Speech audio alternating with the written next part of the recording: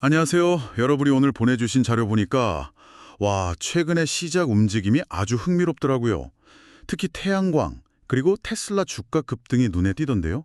퍼스트 솔라는 하루에 23%는 올랐다고요? 이게 대체 무슨 일이죠? 네, 안녕하세요. 맞습니다.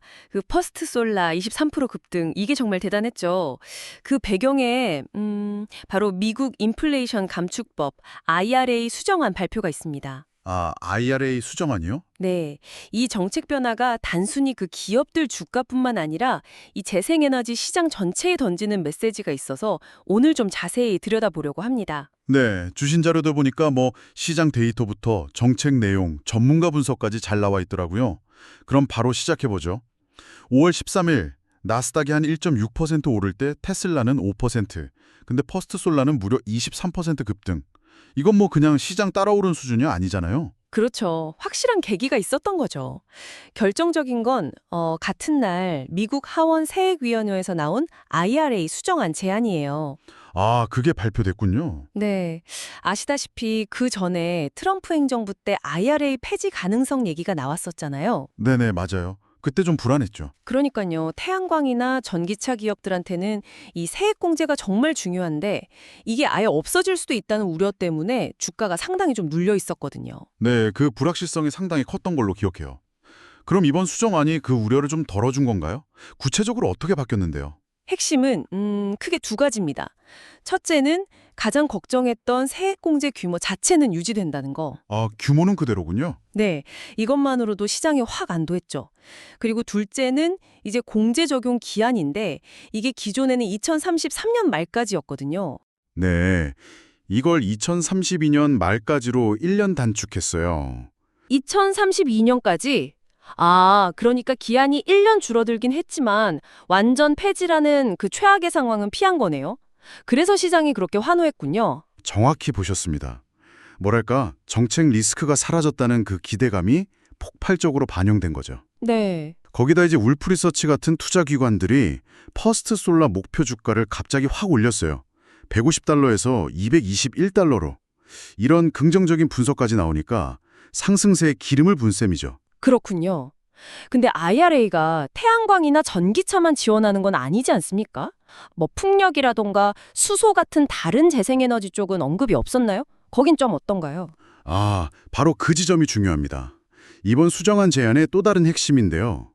태양광은 말씀드린 대로 그냥 기한만 2032년 말까지로 1년 줄어드는 정도인데 네. 이번 제안에는 풍력은 2027년 말까지만 그리고 수소는 더 짧게 2025년 말까지만 세액공제를 적용하고 그 이후엔 폐지하자는 내용이 담겼어요.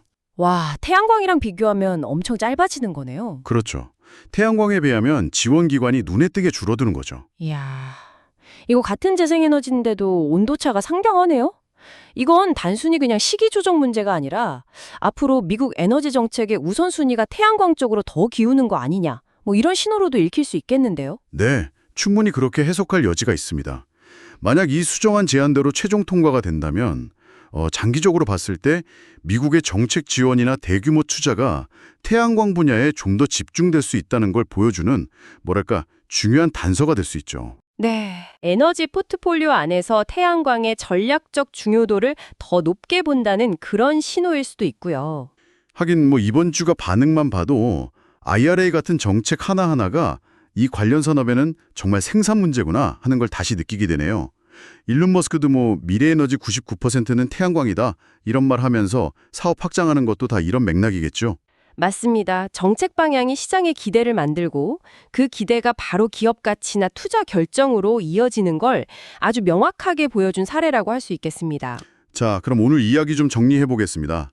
최근에 나온 IRA 수정안 제안이 일단 태양광, 전기차 기업들에게는 그간의 정책 폐지 우려를 걷어내주면서 아주 긍정적인 영향을 줬다 이렇게 볼 수 있겠고요.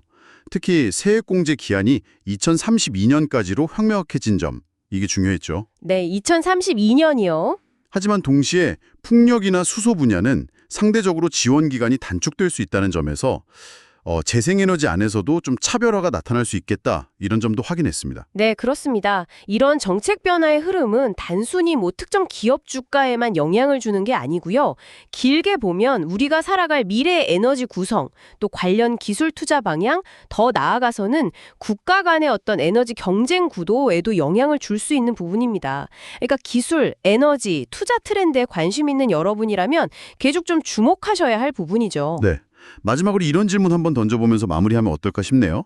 만약에 이번 수정한 방향대로 정말 태양광의 정책 지원이 확 쏠린다면 이게 혹시 풍력이나 수소 같은 다른 차세대 에너지 기술 발전에는 좀 예상치 못한 영향을 주진 않을까요? 뭐 혁신 속도가 느려진다거나 최종 법안이 나올 때까지 어떤 변수들을 좀 더 봐야 할지 한번 같이 고민해 보시면 좋을 것 같습니다.